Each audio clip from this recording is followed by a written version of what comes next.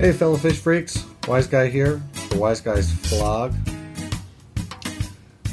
On this little episode here, I'm going to go over two things real quick at the beginning here, and then I'm going to get into the nitrogen cycle.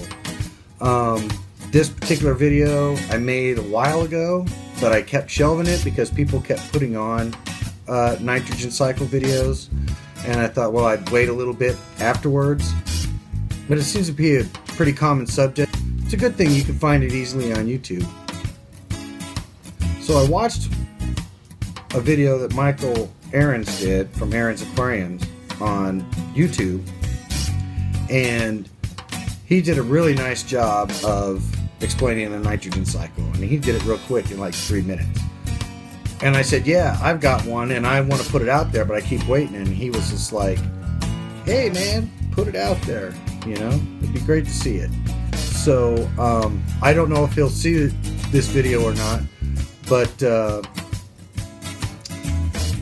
he could be the person that you blame for, you know, the 30 minutes you're going to lose for watching this video. So I went ahead and put it out there. He kind of encouraged me to do it. But before we get into that, I've had a couple people ask me about like how I make my videos. So what I'm going to do in Wise Guy's Vlog is I'm basically going to do more, it's going to be about fish, but about taping fish and what I do to edit it, you know, edit a video, or, you know, how I get my ideas.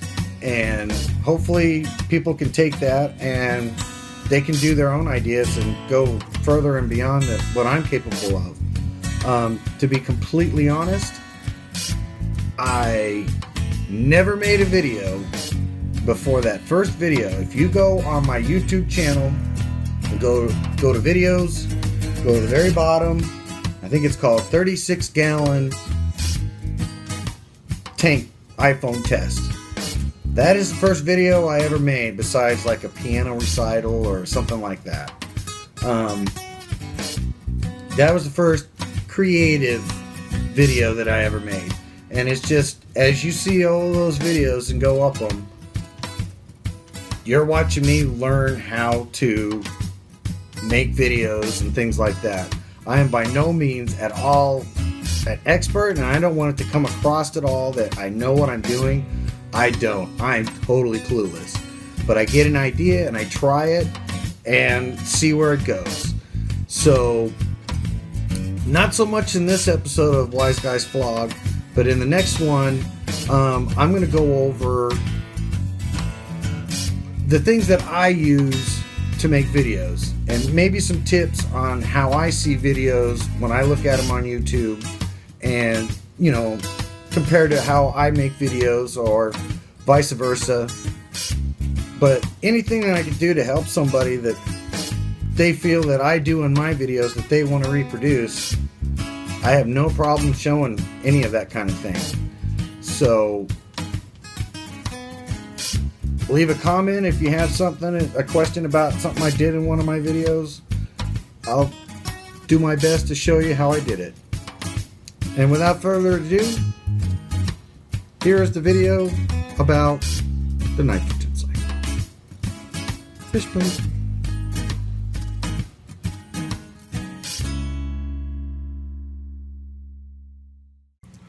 One of the most important things that you have to learn about having an aquarium is the nitrogen cycle. Now, I used to think that it was just something that occurred for your tank, but in doing the research for this piece, I found out that it has a lot more to do with other things as well. In aquariums, we call it tank cycling, and if all your fish die, right when you bought a new tank, they call it new tank syndrome. That's basically the nitrogen cycle has not been fully developed yet. So one of the things that I found out about the nitrogen cycle, that it's used in land, it's used in the ocean, and it's used in fresh water. And as it processes those things in there, there's a natural process going, and that's what we were trying to mimic when we have an aquarium.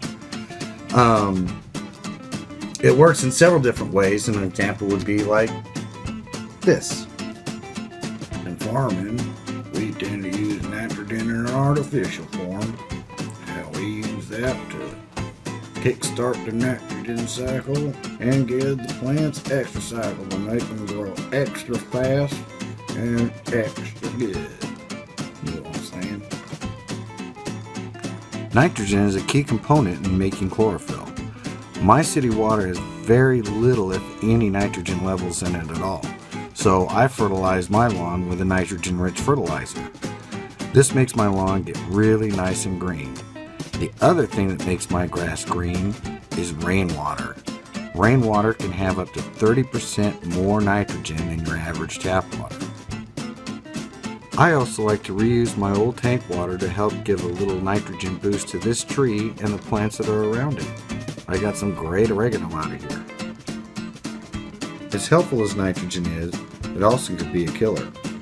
Not only can the air kill you if you got trapped in solid nitrogen gas, but any scuba diver will tell you that coming out of depth too quickly can cause nitrogen bubbles in your bloodstream. And if one of those bubbles ends up in your brain, it's most likely it's going to kill you. Pretty disturbing, but not as disturbing as this. Whoa. Hey, you have a septic tank. You need the nitrogen cycle in order to break down your waste, and then that way it makes it so that all your toilet water doesn't come back when you do this.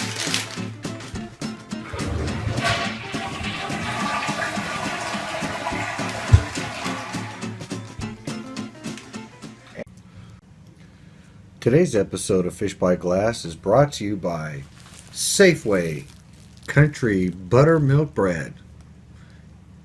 Even the heels taste good. It's the Late Nitrogen Show. Tonight's special guest straight from the periodic table, Nitrogen.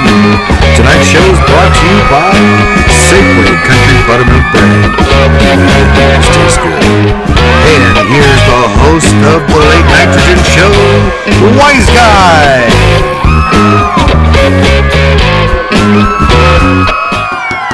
Tonight on the Late Nitrogen Show, we've got a special guest. That's right, Nitrogen!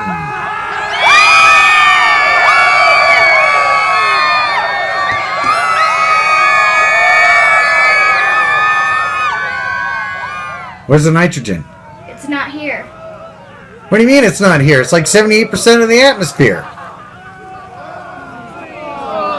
Alright, you know what? I'm going to call that guy's agent. Get me on the horn with this guy.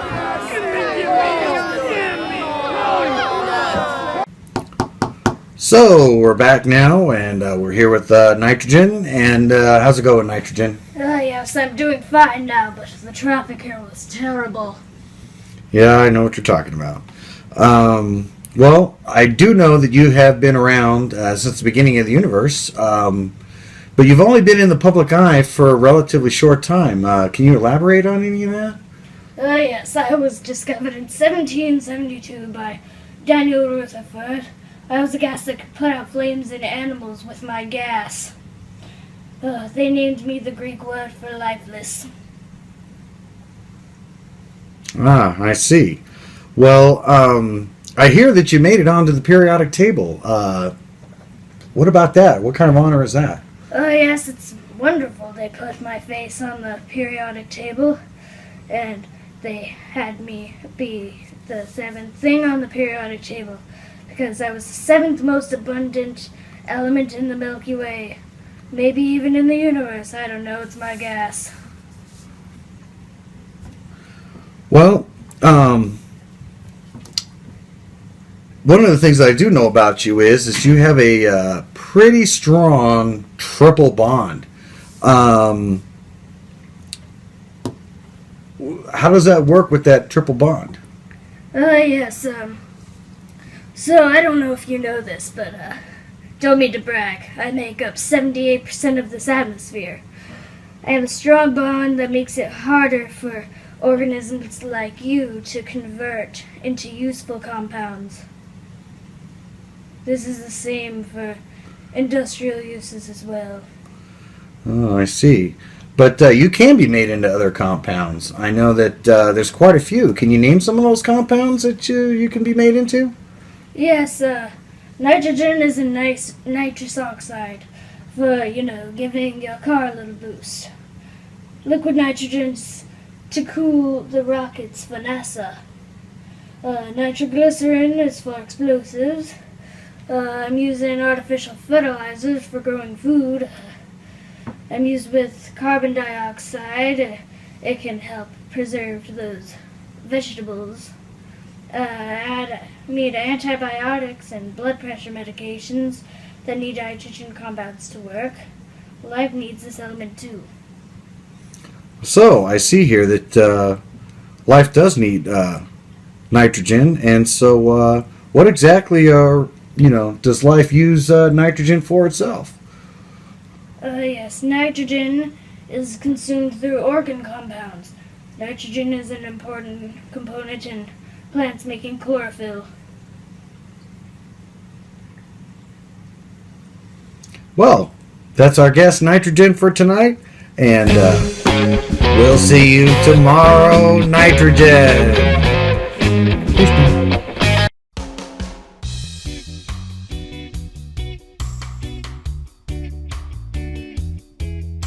There are several cycles that occur in nature. There's the carbon cycle, the water cycle, the carbon dioxide cycle, the oxygen cycle. But we're focusing mainly on the nitrogen cycle, since it's so necessary for the building blocks of life here on Earth. Even though nitrogen is a key component in the building blocks of life, and it is abundant in our atmosphere, there's a series of steps that it has to go through in order for it to become organic compounds and for organisms such as plants and animals and people to be able to process it and use it in their life cycles. The point that we're going to start out with the nitrogen cycle is called fixation. There's two kinds of fixation. There's atmospheric fixation, which is caused by weather patterns, rain, pollution from wildfires, volcanoes, and even man can contribute to that. Lightning is a way for nitrogen to pass from the atmosphere and into the soil and begin to change. The other way that fixation works is with bacteria. Bacteria gets a hold of the atmospheric nitrogen and converts that into ammonia. There are other ways to make ammonia, and that is called ammonification. As organisms die and decay, and as plants also drop leaves and cause decay, other organisms come along, such as bacteria and fungus, and break that decay down and borrow the nitrogen from that decay and convert that into ammonia as well. And that is the process of ammonification. Ammonification, along with fixation, produces ammonia, which takes us on to our next step. This step is the nitrification step. This stage is where bacteria takes ammonia and converts it into nitrite. Nitrite is then converted by other bacteria into nitrate. So it's a two-part process of nitrification that converts to nitrite and then to nitrate. The next stage I want to talk about is denitrification. And once that nitrate is used and it's consumed by bacteria, that bacteria ends up releasing the nitrogen back into the atmosphere, and then it takes you back around to fixation. And so that is part of the cycle right there.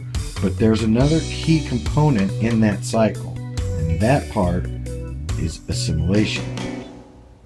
Assimilation is the stage when organisms such as plants take the nitrate, convert it into nitrogen that they can use for chlorophyll, and when that plant is eaten by another animal, it can convert that nitrogen into proteins and DNA for itself, and it even passes on the nitrogen when another animal eats that animal. And that's how we get a lot of our nitrogen, either from vegetables directly or from eating meat. And as we produce waste, or as animals produce waste and die, we go back to the ammonification process. And again, it's a cycle, so it goes back to this here, works with the fixation, and then makes it so that that cycle is a whole. And that's the thing that we're trying to create semi-artificially in your aquarium. Now let's see how that same model works in your tank. So let's touch on that model that we had for the nitrogen cycle and see how it works and how we create it artificially in our tank. Now, some of it happens naturally, like the atmospheric fixation. As we create movement in the water, it also grabs oxygen, CO2, and nitrogen from the atmosphere, and it gets mixed in with the water. But the life in here still can't use it except for one bacteria that can take it and convert it into ammonia. Ammonia is produced by your fish when they breathe and when they produce waste. That ammonia is then turned into nitrite by another bacteria that lives in here. Now, both nitrite and ammonia are poisonous to your fish. Your fish will get very sick if that's in your water, especially in large amounts. You're going to have a massive die-off. But luckily, there is a bacteria that converts the nitrite into nitrate. And that nitrate is still harmful in large amounts to your fish, but in very small amounts, it's not bad for your fish. And it's actually good for your plants. And your plants go and take that, convert it into chlorophyll. And now, if the fish went and nibbled on the plants, which they've done a little bit, they're getting some nitrogen from those plants. And if something were to eat the fish, they would get the nitrogen that they got from the plants, that the plants got from the nitrate, and so on and so forth. Even these bubbles are capturing some oxygen, nitrogen, carbon or CO2s, and driving it to the surface, which is the denitrification process, and putting it back into the atmosphere, which then the whole process starts over again. And so since we're creating that artificially, all of those things have to be in place. So not only are the fish important to you for viewing, but the things that you can't even see inside this tank that are so important to making it so that these fish can stay alive. And it's all over the glass, it's all on the rocks. The more surface that you can create, the more of those beneficial bacteria can help with that nitrogen cycle in your tank. Now, unfortunately, when you get a brand new tank, the nitrogen cycle just doesn't kick in. It needs to build on itself, and it starts at the bottom and builds up. So in this next little part, we'll talk about ways that you can get that nitrogen cycle going effectively enough to keep your fish alive and to make it so that you can have healthy fish as much as they can have in a domesticated state. Now, it doesn't matter if your tank is this size, or a tank this size, or a tank this size, or even if the tank was 400 gallons. It wouldn't matter. It still has to go through this process in order for your fish to survive in these conditions. So this water is basically living water. Now the water that you get from your tap, it has been chemically scrubbed of any life in it, which we need for drinking so it doesn't spread disease, but as far as living in it, it just won't do. So that's why you have dechlorinator, to get rid of the chlorine out of the water so you can start the process of life beginning to live in the water.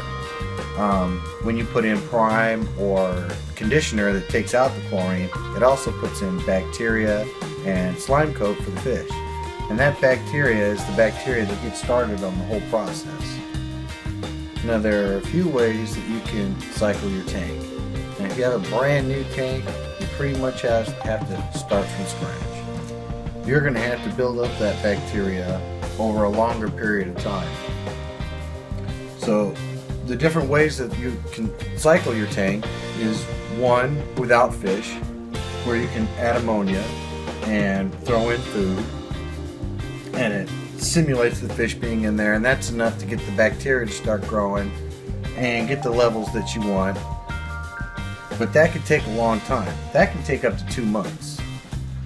Now some people feel that this other way, using fish to cycle the tank, is cruel.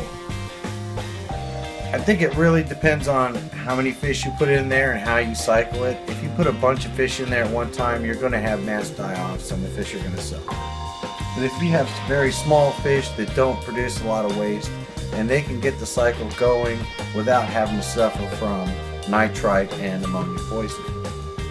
This method can cut down your time that it takes to cycle your tank down to about a month. There are other ways that you can make it go even faster, but it does require basically that you have another tank. You take decor or the filter out of your filter and put it in a similar filter, or one where you can manage to get that filter into the water, and that will start the bacteria, and that will actually make it happen much quicker. You probably won't get much of an ammonia spike, not much of a nitrite spike, and your nitrates start kicking in pretty much right away. You can't use just the water. It needs to be an object or the media from the filter, and that way it gets that bacteria circulating around in your aquarium much quicker. The last time that I used this method, taking the media from this one and putting it into another tank, it actually made it so that I could cycle the tank in about 7 days. And I've heard and seen videos where people say that they can do it within 4 days. And I've even heard that there's chemicals you can put in and put in fish right away. But at the bare minimum, you need to wait 24 hours after you put the water in just to make sure that it's good before you put any fish in there. Still, there's a secret. Add fish to the system slowly, because as you add fish, it adds more ammonia, more waste, and it ends up being that you have to, there has to be a balance. The system has to kind of balance itself out again to make up for the extra waste and ammonia that the new fish put into the tank. So it's always best to add fish just a few at a time. Of course, you still need to do maintenance in order to keep the tank clear and to make sure that it can maintain life in it. Too much nitrate is going to be not good for your fish either. So we'll go over that in another episode about what you do to maintain that cycle after you get your tank going.